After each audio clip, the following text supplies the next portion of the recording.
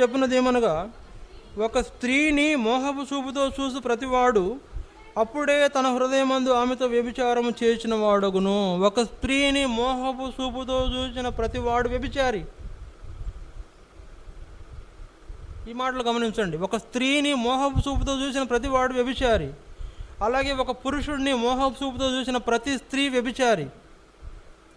కనుక ఈ పాపమును చూడకుండా ఉండలేని కన్నులు గలవారు వీళ్ళు వ్యసనపరులు. అందుకే ఈ సృష్టిలో, ఈ లోకంలో అన్ని దురాచారాలు, దురాగత్యాలు, తర్వాత ఏమంటారు, చాలా రకాలైన అగత్యాలు జరుగుతున్నాయి. చాలా భయంకరమైన పాపం జరుగుతుంది లోకంలో. అవంతా కూడా వ్యసనం. ఆ వ్యసనంలో పడిపోయినటువంటి వారిని ఆ వ్యసనం నుంచి విడిపించడానికి యేసు ప్రభు కలువరి శిలువలో చనిపోయినాడు.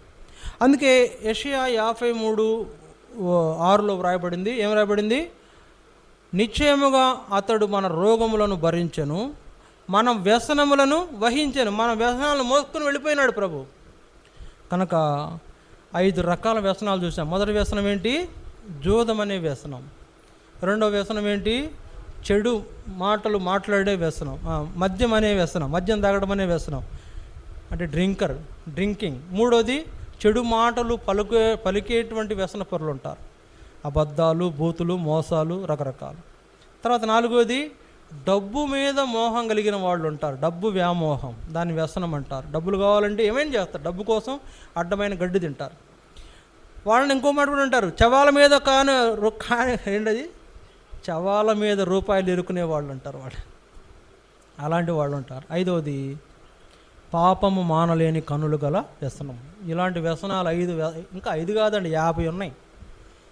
ముఖ్యమైన 5 చెప్పా మీకు. 50 వ్యసనాలు ఉన్నాయి. ఈ 50 వ్యసనాలు, ఆ ఇల్లు చూస్తే నేనే కొనుక్కోవాలి, ఎవడు కొంటాకలేదు. ఆ నగలు కావాలంటే ఇక నాకే, అది ఎవరు కొంటాకలేదు, దానికి ఎంతైనా పెడతా నేను. లేకపోతే ఆ బండి కావాలంటే ఇక అది నాదే. ఇంక నేను అట్లా అనుకుంటే అన్నీ మన అయిపోతే మనం ఏం చేయాలి చెప్పండి? పాపం చేయాలి, మోసం చేయాలి, వాడి దగ్గర కాజేయాలా. అది దొంగతనం అనే పాపము, అది ఒక వ్యసనం. దొంగతనం ఒక వ్యసనం.